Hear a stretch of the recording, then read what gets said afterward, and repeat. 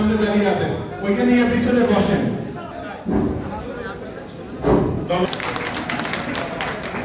বিসমিল্লাহির রহমানির রহিম। রূপনাথ সংগ্রামী ঢাকা মহানগর উত্তর বিএনপি সংগ্রামী মাটি ঢাকা 16 আসন তথা ঢাকা মহানগর দলের নয়নের মণি জনাব যুবদল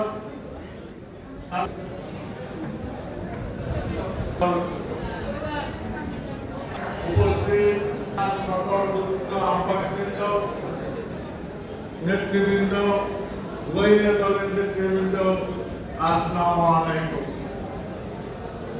দুইটি কথা বলবো। প্রথমত, বাংলাদেশ জাতীয়তাবাদী দল ঢাকা মহানগর উত্তরকে এবং সাহসিক নেতৃত্ব কে দিয়েছে? জনাব আমিনুল হক।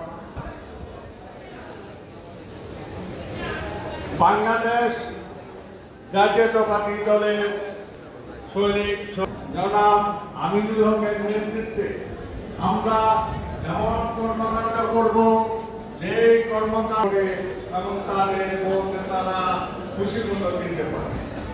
আগামীতে যাতে কোনো অভিযোগ যাতে আমাদের নেতা কাণ্ড করবেন, আল্লাহ তাআলার রহমতে নির্বাচন যখনই হবে, মন্ত্রী চান না সেখানে প্রশ্ন তাকে প্রশ্ন আমিনুল হক নির্বাচনে ইনশাআল্লাহ অংশগ্রহণ করবে।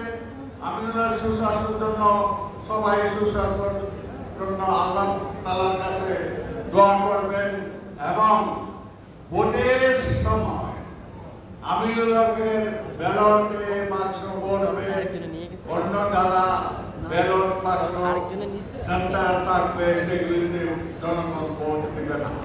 আমরা এমন ধরনের কর্মকাণ্ড আজ থেকে শুরু করি।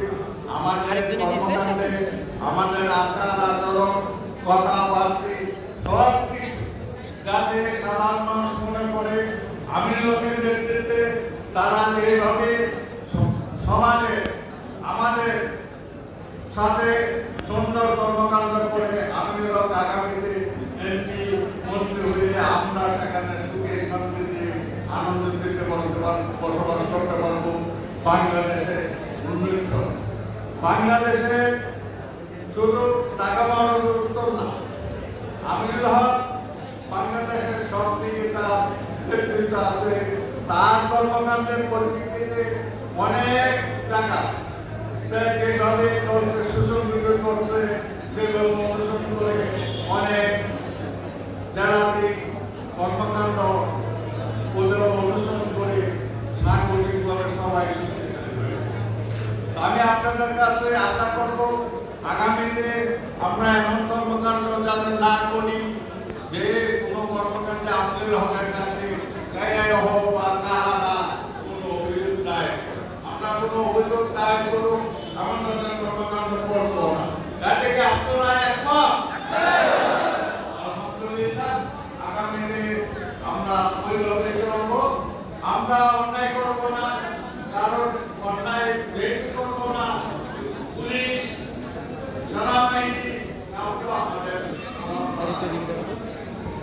অন্যায় করবো না। অন্যায় করলে অভিযোগ করার জন্য না। আর আমি আরেকটা অনুরোধ করবো, আমাদের দলের যে কোনো লোক যদি এমন ধরনের অন্যায় করে তাই আমাদের নেতার কাছে অভিযোগ, এতে কারো কিছু বলা হওয়ার থাকবে না। আপনারা ওইটা করবেন না যাতে আমরা আমিনুল হককে কেউ প্রশ্ন করে আপনার কর্মী, আপনার নেতা এই জন্য কর্মকাণ্ড করছে, এই প্রশ্নটা কেউ না করে সেই দিকে লক্ষ্য রেখে আপনারা আগামীতে আপনারা কর্মকাণ্ড করবেন। আমি আমাদের রাজনীতি এবং খালেদা সুস্থতা কামনা করে শহীদ প্রেসিডেন্ট রাষ্ট্রপতি অমর হোক